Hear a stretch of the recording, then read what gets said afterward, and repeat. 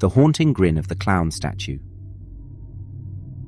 In a quiet suburban neighborhood, beneath the gentle glow of streetlights, lived Mark and Lisa, a young couple eagerly awaiting the arrival of their first child. As their due date approached, they began the search for a babysitter. Emily, a newcomer to the area, seemed like the perfect fit.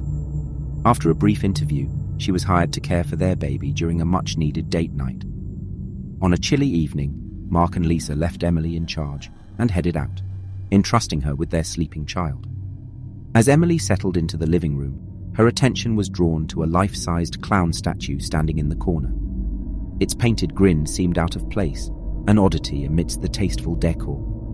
Emily chuckled to herself, finding the statue both quirky and slightly eerie. She pulled out her phone and began scrolling through social media, occasionally glancing up at the clown statue. Its grin appeared to follow her every move, and an odd sensation washed over her.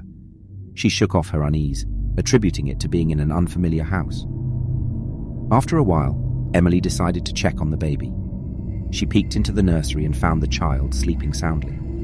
Upon descending the stairs, an unsettling feeling crept over her.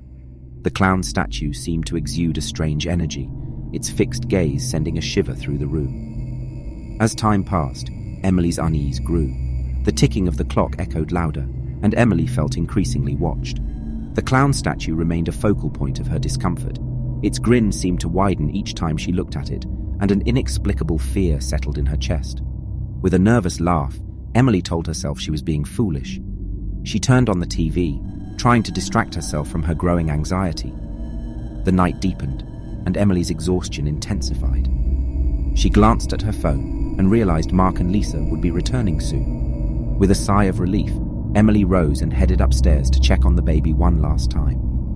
To her shock, the crib was empty. Panic gripped her, and she frantically searched the room. Where could the baby be? How had this happened?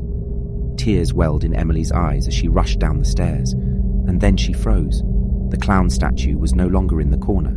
It stood at the base of the stairs, its grin wider and more malevolent than ever. Emily's breath caught in her throat as a sense of dread enveloped her. Backing away, Emily felt an overwhelming fear. The clown statue seemed to radiate an ominous presence.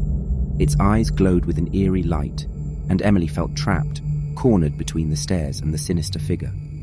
With a surge of adrenaline, Emily turned and sprinted toward the front door. Her fingers fumbled with the lock, and finally, the door swung open. She stumbled outside, the cold night air providing some relief from the terror within.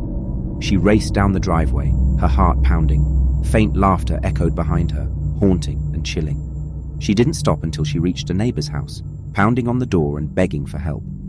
The police arrived, but a thorough search of the house revealed no trace of the baby or the clown statue.